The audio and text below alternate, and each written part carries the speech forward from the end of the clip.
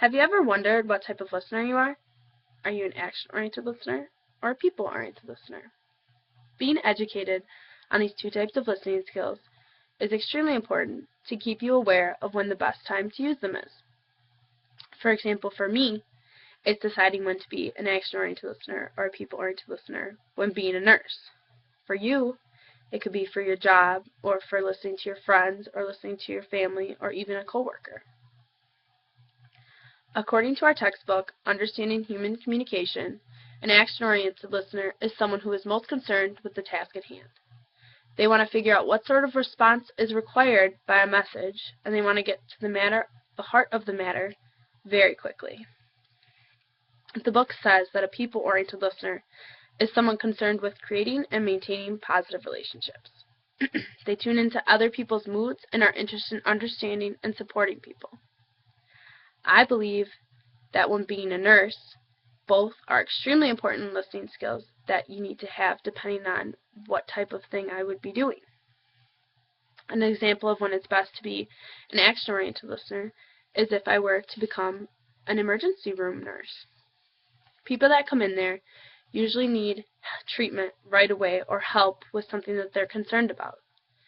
They could have gotten a cut and they might not realize how deep the cut is, but they just know that it's bleeding. So in order for me to get to the task quickly, then I would be able to treat them more quickly.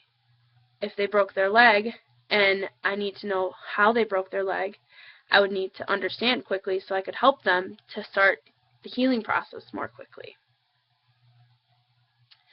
An example of when the best time to be a people-oriented listener when being a nurse is if I were to become a pediatric nurse. I would need to maintain a positive relationship with those children and make them feel okay with being at that hospital. A hospital is a strange place for a kid, and they might not understand fully why they're there or what's happening to them. And in order for me to be a good listener and maintain that positive relationship and a good relationship with them would make them feel a lot more comfortable with being in such a strange place and having strange things happen to them. According to the Department of Communications at Penn State University, people-oriented listeners show a strong concern for others and their feelings.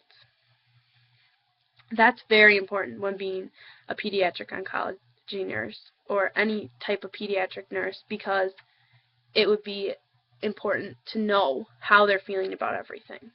It would be very important to make those kids feel comfortable, and being a people-oriented listener would be best for that. Another example of a people-oriented listener would be if I became a cancer nurse.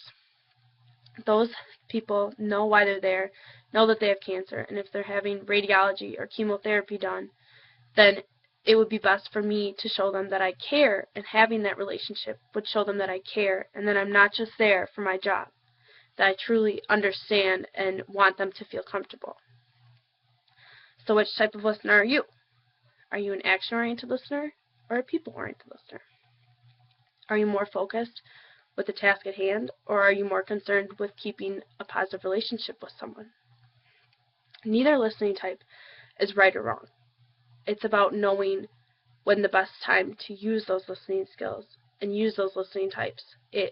And that's what's the main thing about this. And the most important thing is when to use these listening and when to maintain that positive relationship or get to the task at hand.